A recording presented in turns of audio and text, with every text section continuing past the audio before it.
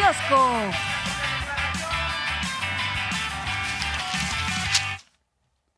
Bueno, pues vámonos directamente a este tema del que partió toda una serie de reflexiones del presidente, que es las declaraciones por primera vez, ¿no? En vivo y a todo color, después de aquel comunicado que conocimos cuando se dio este dictamen en el juicio en contra de Genaro García Luna. Hubo un comunicado por parte del expresidente Felipe Calderón, donde, por cierto, en ese momento su planteamiento fue: pues era solo una persona, la seguridad estaba a cargo de mucho más, un poco se deslinda, pero se deslinda. Sí. Lo que vimos ahora con estas nuevas declaraciones, pues fue más bien querer desestimar los resultados de este juicio, ¿no? Diciendo: no estoy tan seguro que esté sustentado, esté basado en una realidad, porque al final se basaron nada más en dichos de puros criminales, ¿no? O sea, sí, se va 2 pasos más adelante Felipe Calderón, ahora defendiendo a quien fuera su brazo derecho.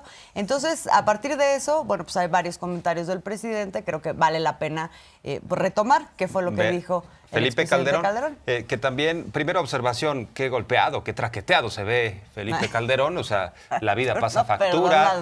Y sin duda los vicios pasan factura. Entonces, bueno, esa es la primera observación. Y después, sí, ahora que dice que duda del veredicto, pareciera que se está tratando de curar un poco en salud y le tiene miedo a García Luna de lo que pueda hablar su ex policía, y por eso dice: no, quizá no es culpable y no hubo pruebas, no hubo nada contundente en su contra. Le tiene pavor Felipe Calderón a lo que pueda decir García Luna, y García Luna tiene el gran incentivo de cantar para que la sentencia sea menor. Entonces estamos en esta disyuntiva. Por eso Felipe Calderón ahora habla ante los medios, que por cierto fue en un foro allá en España, vale la pena contextualizar. Le invitaron un eurodiputado para hablar de aviación y turismo.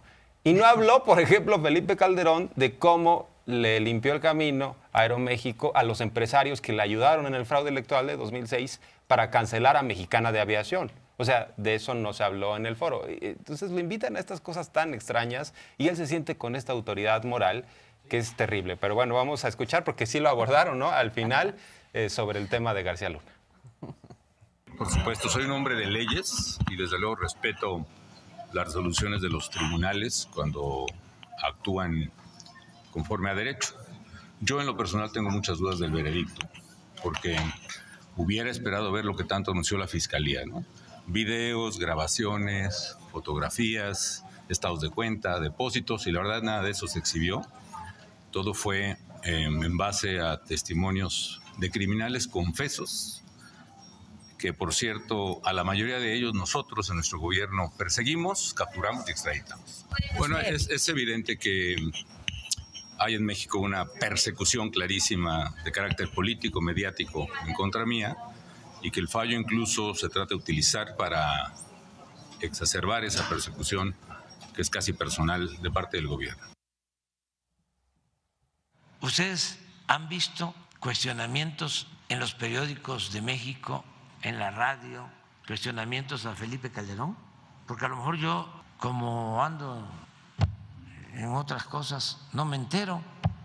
El Reforma ha hecho reportajes, Televisa ha hecho reportajes, en el Washington Post han hecho reportajes sobre Calderón y García Luna.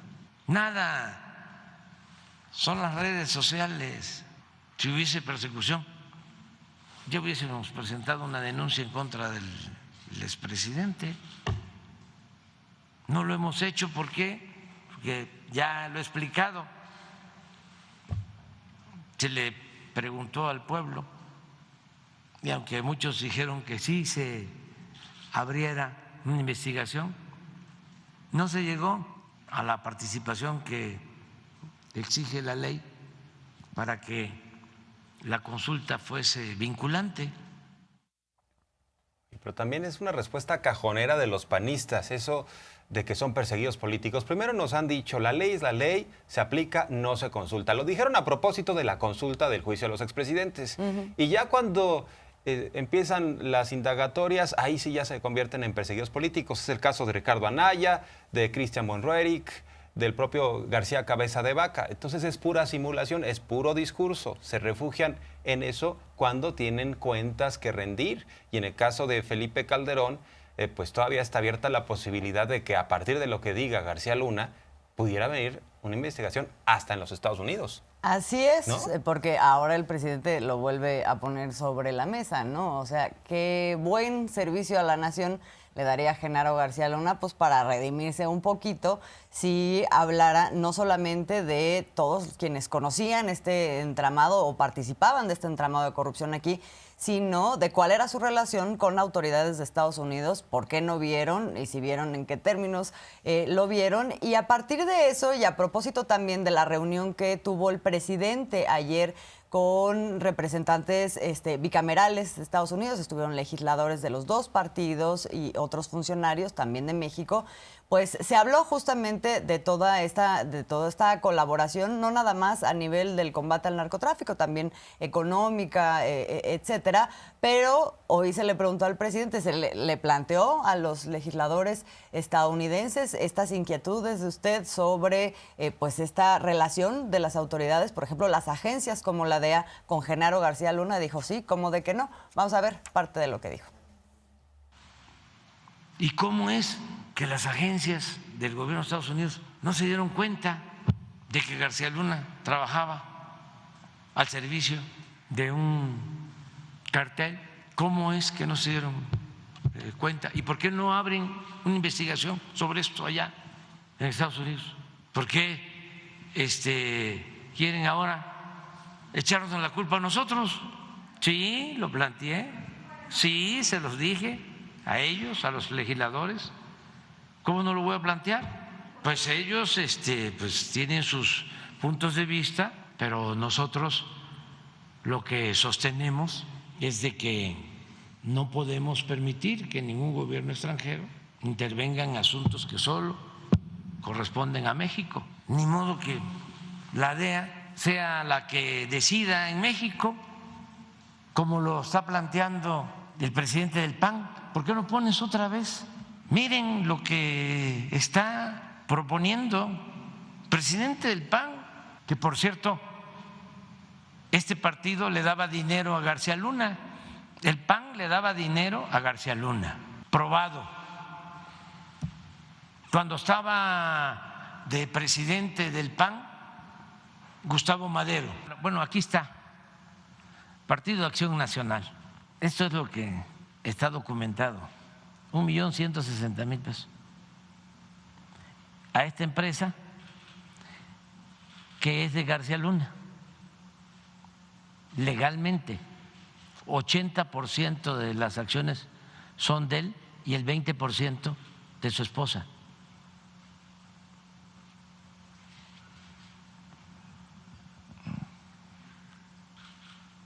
Pero además el presidente del PAN se atreve a decir en una entrevista, si no se alinea López Obrador a la DEA, le va a pasar lo mismo que a García Luna. Le contestaría yo como se expresa a veces en mi estado, en mi tierra, en mi agua. Hay mojo, maestro. Ay, maestro, que Pues ahorita, para quien no sepa, ahora les vamos a mostrar qué significa esa expresión, pero es evidente en el contexto en el que la está presentando que se saca muchas expresiones el presidente. Incluso sacó en estos días, creo que ayer fue el portal Sin Embargo, hizo público este recibo, este contrato de esa transacción, ¿no? Que implicó del PAN a la empresa Glac Security de Genaro García Luna, este contrato de prestación de servicios. Ahí está esta parte oficial. Ahí nomás. Que, por cierto, nada más hay que decir, sí, que la UIF, el titular de la UIF, Pablo Gómez, dijo que esta no implicaba que hubiera una ilegalidad ahí. Pero ¿por qué es importante esta información? Porque cuando se da el resultado del juicio de Genaro García Luna, sale el PAN luego a decir, pero él no era panista, nosotros nunca nos relacionamos con él. Sí. Y bueno, pues no están así. O sea, ¿cuántos no participaron en negocios sucios, ¿no? Con García Luna, que establecían empresas al vapor para darse contratos? O sea, era una práctica común. Tiene muchos cómplices Genaro García Luna y también quiso ser candidato presidencial del PAN. Hemos insistido en ese dato que no es menor. Claro que él comulgó con la filosofía de Acción Nacional y la dirigencia panista con García Luna. Por eso le dieron las riendas de la estrategia en contra de la inseguridad. Pero entiendo que tenemos que hacer una pausa y ya regresamos con más para hablar sobre todo de esto que exhibió López Obrador, que es una joya, un encuentro entre López Dóriga y Carlos Marín. Pareciera que es en una cantina, porque hablan, ya saben cómo son, están muy molestos con el presidente López Obrador, con insultos, con ofensas. Pero también hay un tema de fondo, ¿no? En donde el presidente plantea, pues al final del día son voceros de grupos de interés y los que están en la cúspide no andan tan molestos, como estos representantes. Pero bueno, vamos a ver, están bastante enojados porque usted recordará que el jueves pasado se hizo la conferencia matutina desde el búnker de Genaro García Luna. Y se dio contexto de qué era ese búnker, para qué sirvió, para qué no sirvió. Y quienes pasaron por ahí se apantallaron, pero no nada más. O sea, es que esto es, digamos, lo de menos. Lo demás es cómo esto coincide pues con un tipo de cobertura, ¿no? Con un tipo de cobertura periodística que se dio entonces y se da ahora para el caso, por ejemplo, de un Carlos Marín que sigue sosteniendo de manera férrea que Genaro García Luna es inocente y no se toca, ¿no? Y esto entonces, también es importante porque estos periodistas fueron muy cercanos al poder, López Dóriga y Carlos Marín. Son un ejemplo. Hay que recordar que en el caso de López Dóriga es de escándalo. Lo que recibió nada más en el sexenio pasado, de acuerdo a lo que ha exhibido en la mañanera López Obrador, más de 400 millones de pesos. Un auténtico dineral. ¿Qué calidad moral tiene para decir que él es independiente, que solo es un reportero, que si hay fotografías de él con García Luna es porque estaba siguiendo la nota? Entonces, han exhibido varios en las redes sociales las fotografías de García Luna con López Dóriga, con Marín y con otros, Leo Zuckerman, Héctor Aguilar Camín. Nosotros pusimos en su momento un fragmento de García Luna con Loret de Mola. O sea, todos estos periodistas le quemaban incienso a García Luna, hay que decirlo claramente. Se llevaban muy bien con él, de piquete de ombligo. No hay que excluir, por ejemplo, tampoco a Ciro Gómez Leiva. Y, bueno, ha habido una crítica y ahora están molestos por esta exhibición.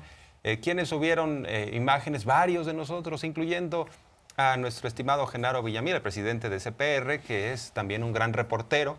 Entonces, pues Marín se lanza en contra de Genaro, se lanza en contra de quienes participamos en las redes sociales diciendo es que ellos son alcahuetes de López Obrador, cuando al final del día este par de sujetos le han quemado incienso al régimen neoliberal hasta cansarse y han sido comparsas de hechos terriblemente violentos. Incluso en el caso de Marín, él no cree en que, por ejemplo, Tomás Herón sea culpable, ¿no? En el caso de Ayotzinapa, él ha dicho que Jesús Murillo Caram no debería estar en prisión porque fue un gran procurador y que la verdad histórica es la verdad irrefutable de esos hechos, ¿no?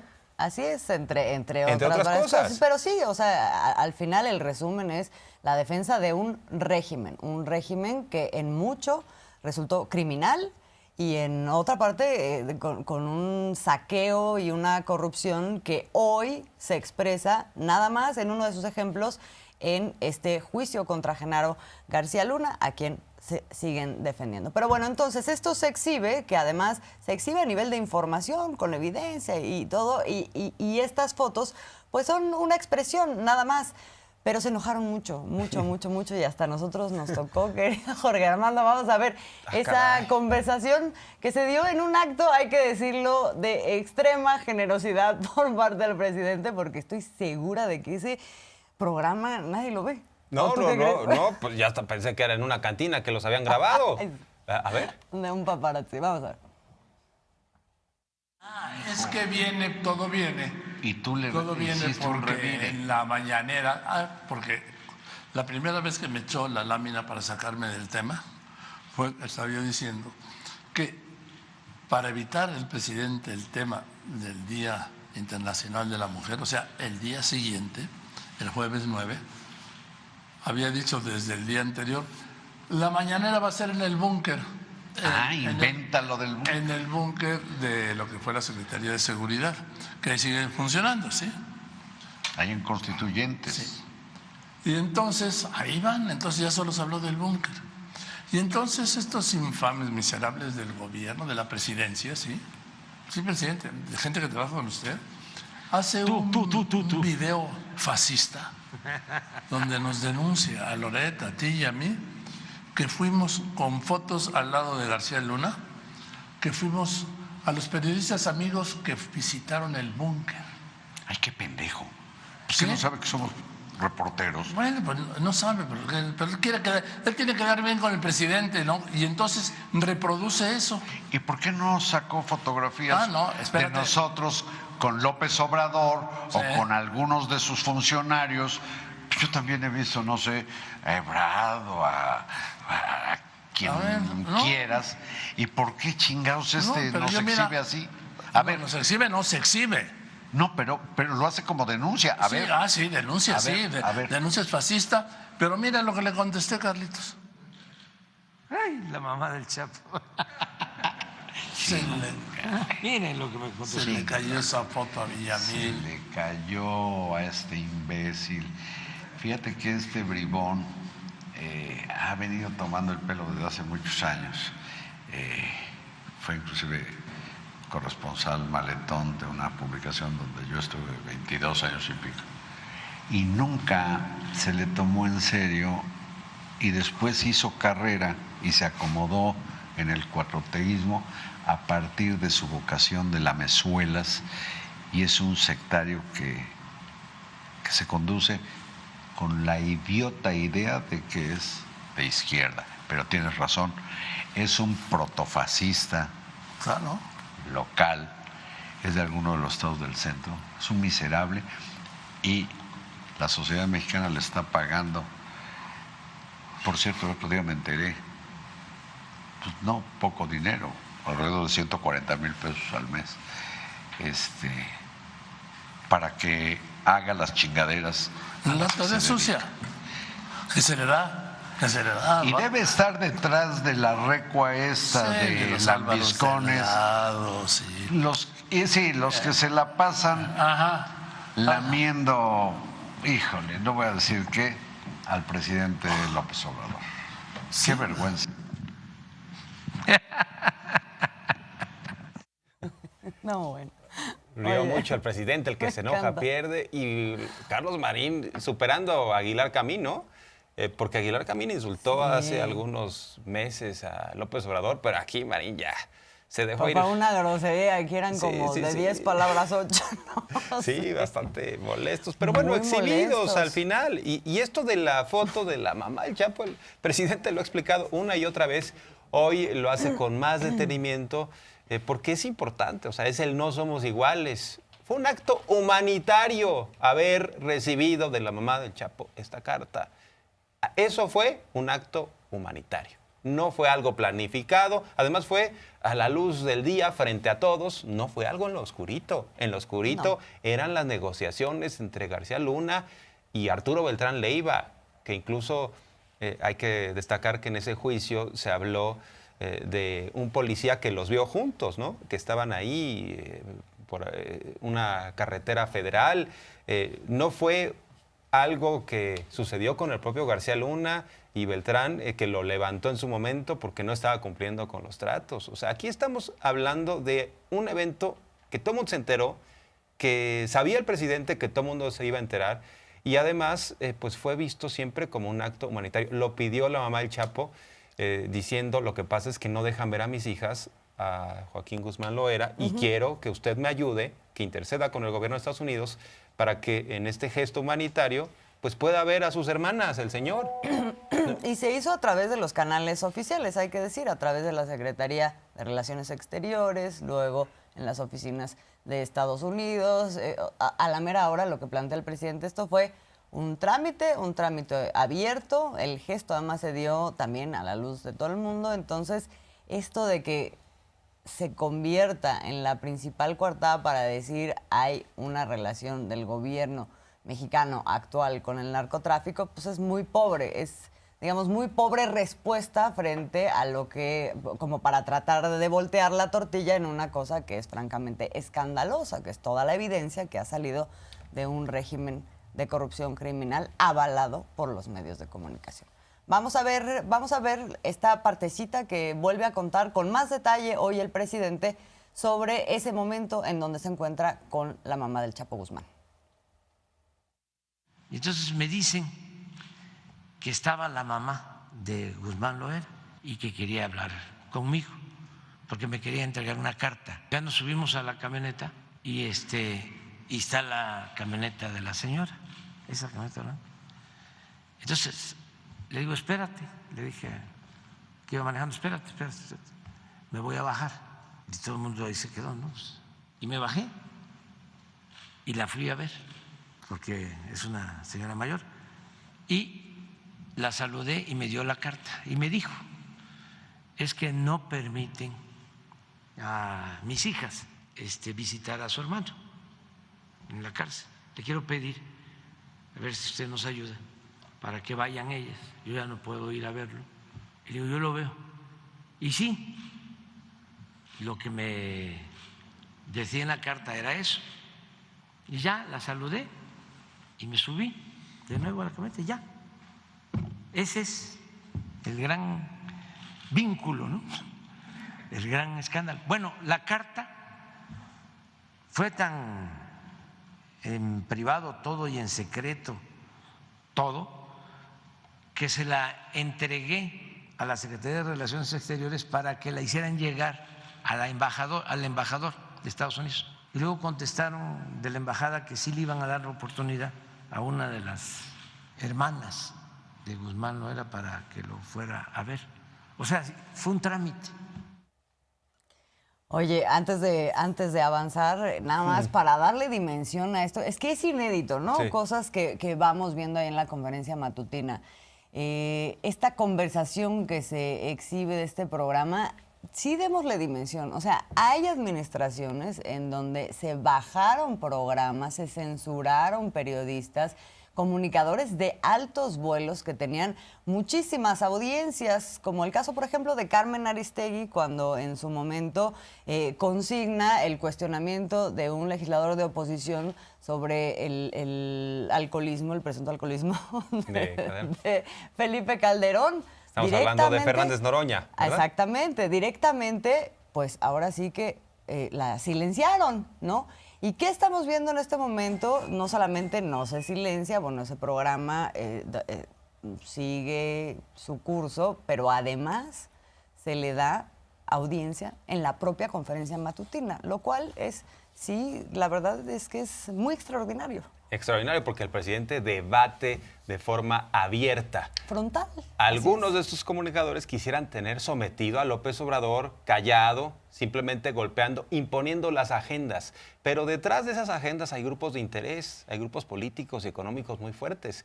Significaría que López Obrador estaría, pues, de alguna manera reculando, que estaría aceptando que estos grupos mandan, como sucedió al final del sexenio de Peña Nieto, que ya de plano él nada más recibía los golpes y lo convirtieron en el payaso de las cachetadas. Entonces, no claudica López Obrador como jefe de Estado y es muy importante que no se someta a lo que piense López Dóriga o lo que diga Marín y si no, uy, qué miedo la portada de Reforma. O sea, detrás de estos comunicadores y medios claramente hay empresarios que están tratando de ir hacia un lado, están tratando de obtener contratos, hay políticos que también quieren regresar por sus fueros, por sus privilegios. Entonces, cuando el presidente dice, nosotros no vamos a cantar según su ritmo, pero sí vamos a debatir, sí vamos a exhibir, pues sin duda enriquece la democracia y es una brecha que deja para el próximo presidente o presidenta. Yo creo que eso es un camino muy claro, sí, que deberían de optar también por seguir. De lo contrario es someterse a lo que digan todos los días los medios de comunicación, ¿no?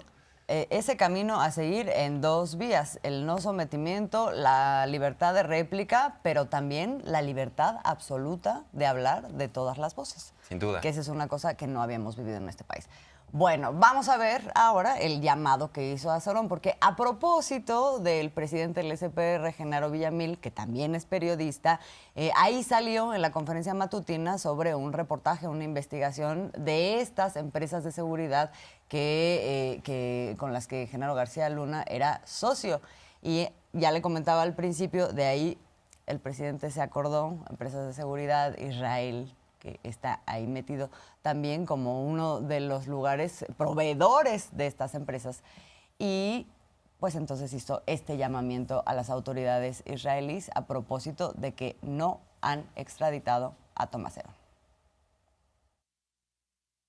A enviar a las autoridades de Israel un llamamiento respetuoso, porque ellos están protegiendo al señor Cerón, que participó en México en fabricar los supuestos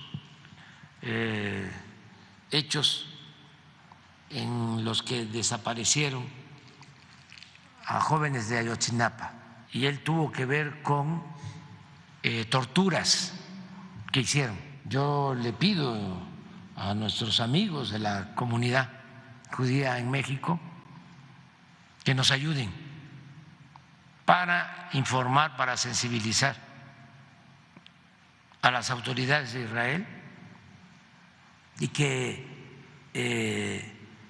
se proceda de conformidad con la ley y que aunque no exista un convenio de extradición, se pueda buscar un mecanismo para que este señor, como lo está solicitando la Fiscalía de México, sea enviado a nuestro país. El gobierno de Israel no puede darle protección a un torturador. Y por cierto, Andrés Roemer también está allá, ¿no? En Israel. ¿Qué ha pasado? Ah, sí, también. No, tampoco no tampoco se ha dicho. lo mandan para acá, ¿verdad? No. Entonces es importante que... Con cantidad de denuncias por abuso sexual. Así es, y que cuando menos dé una explicación, ¿no? El gobierno de Israel. El presidente López Obrador siguió abordando los temas de seguridad. Hay que destacar que en esta misión diplomática el canciller Marcelo Ebrard habló con los cónsules de México en los Estados Unidos y les dijo claramente que hay que defender a nuestro país frente a la embestida de varios legisladores republicanos que plantean una vía de intervención en México. ¿Cuál es esta vía? Catalogar a los cárteles de la droga como grupos terroristas para que ellos puedan entrar, hacer y deshacer. En medio de esto hay algunos panistas que se quieren comprar esa idea, ¿no? Como el dirigente Marco Cortés, que dice hay que someterse a la DEA, hay que cooperar como si México no cooperara. Hoy en día lo hace y lo reconoce el gobierno de los Estados Unidos a través del presidente Biden. Pero la grilla política está a todo lo que da en un escenario preelectoral, en el caso de Estados Unidos y también en el caso de México, ¿no? Así es, y hay que decir que esto que está pasando, bueno, ayer pasó en simultáneo, ¿no? Marcelo Ebrard, el canciller, allá en Estados Unidos con los cónsules, con esta misión de informar, y en esta defensa que se da justamente a partir de el aprovisionamiento de datos sobre lo que efectivamente está sucediendo en términos del combate al fentanilo, en la colaboración con Estados Unidos, qué resultados se han obtenido, etcétera, y un poco para contrarrestar la desinformación que está habiendo en Estados Unidos. Ese es el propósito fundamental. No es eminentemente confrontativa, pero sí de dignificación y de dar verdad sobre lo que está sucediendo y en medio de una campaña y vamos a contracorriente, ¿no? Eso por un lado, y por otro lado esta reunión que hubo aquí en Palacio Nacional entre el presidente y también esta comisión desde Estados Unidos de legisladores. Entonces estas dos cosas se están dando en simultáneo como para decir esta colaboración es fundamental, es importante. ¿En qué términos se va a dar? pues en los términos, ya decíamos hace rato, de respeto a la soberanía y además también introduciendo prioridades que México ha puesto sobre la mesa cuando Estados Unidos no las había querido ni voltear a ver. En este esfuerzo, una de las cosas que están usando como instrumento es un video que es muy largo sobre justamente cómo se da toda la historia de esta colaboración a partir de que se firma este entendimiento bicentenario que cambia, digamos, el paradigma de cómo se había venido abordando el tema de la seguridad y del narcotráfico entre México y Estados Unidos. Y ya presentan resultados. Entonces le seleccionamos un cachito con los resultados que se presentaron a partir de lo que ha sido este entendimiento bicentenario y también de los temas que México todavía dice estos son prioritarios y tenemos que introducirlos dentro de todo este entendimiento. Vamos a ver. Al comparar los resultados obtenidos en la presente administración con un periodo similar al de Felipe Calderón y de Peña Nieto, así como durante 16 meses antes y después de haberse implementado el entendimiento bicentenario, se aprecia lo siguiente. Conscientes de que el fentanilo es la droga sintética que actualmente ocasiona mayores daños a la salud de las personas, los aseguramientos de este opioide en lo que va de la presente administración tienen un incremento de 1049% respecto al periodo 2014-2018, sin que se cuente registro de la incautación de esta droga en años anteriores al 2014. Los decomisos de metanfetamina de diciembre 2018 a marzo 2023 aumentaron 128% con relación a los efectuados de 2008-2012 y 92% en comparación con el periodo 2014-2018. Los aseguramientos de cocaína en la presente administración registraron un incremento de 628% respecto a los realizados de 2008 a 2012 y 147% con relación al periodo 2014-2018. La inhabilitación de laboratorios clandestinos de diciembre 2018 a marzo 2023 aumentaron 58% en comparación con el periodo 2008-2012 y 153% respecto a 2014-2018. Para detener la producción de drogas sintéticas y fentanilo, en trabajo coordinado con la COFEPRIS y otras agencias de regulación, se ha implementado una serie de regulaciones innovadoras para fortalecer el control de precursores en México. En 2021 se publicó una lista de 72 sustancias de uso dual que no estaban reguladas previamente.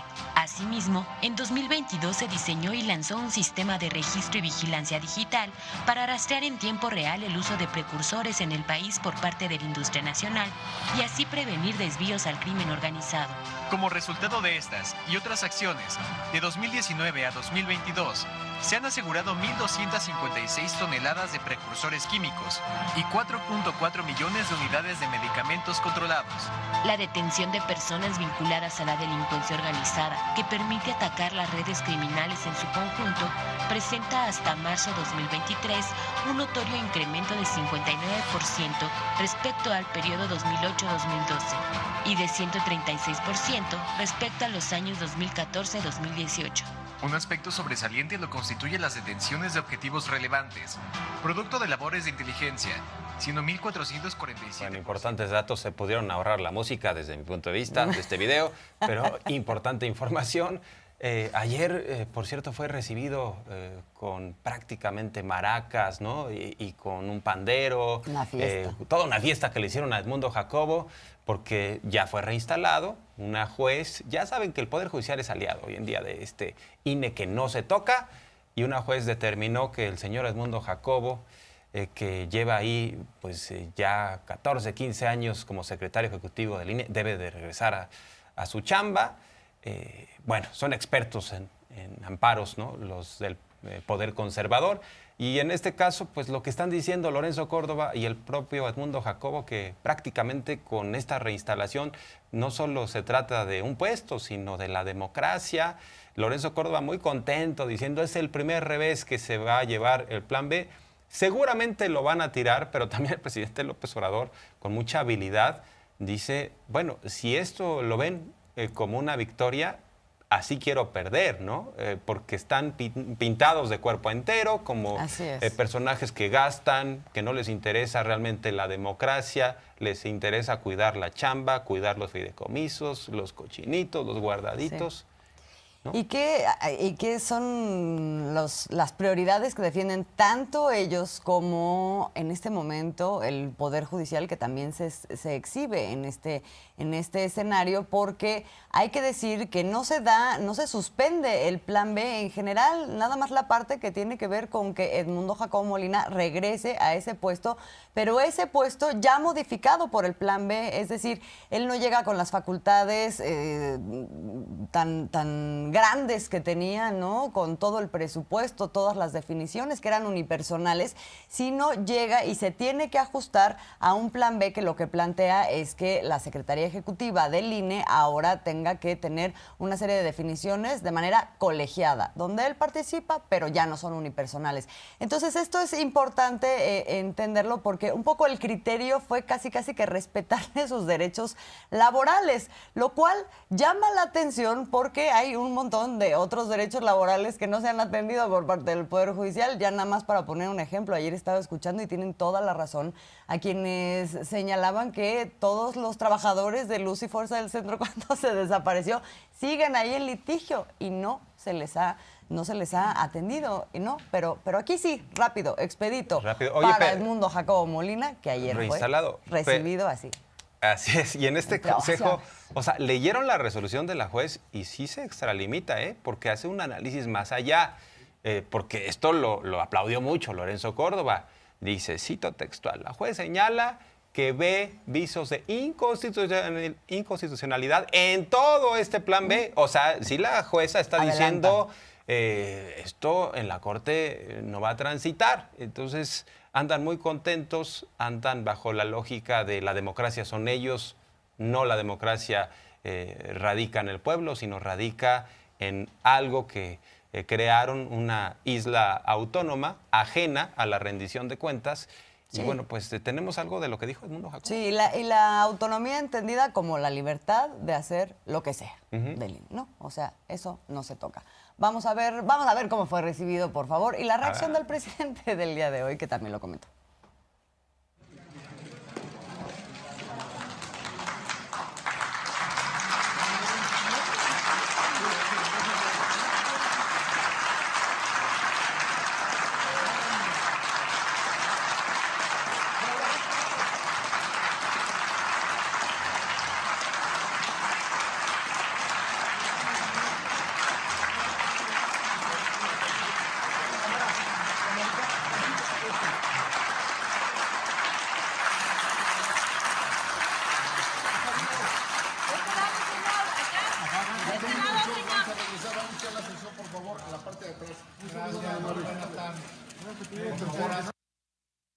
Ayer una fiesta en el INE y todos los medios aplaudiendo porque le habían devuelto el cargo a un integrante del INE que lleva 30 años ahí y 15 como funcionario clave del INE.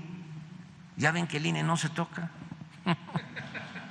Entonces, le dan un amparo los del Poder Judicial, que son lo mismo, pero además todos sus achichincles, amigos y socios aplaudiéndole, y los medios de información todos celebrando, porque se había reivindicado a la democracia.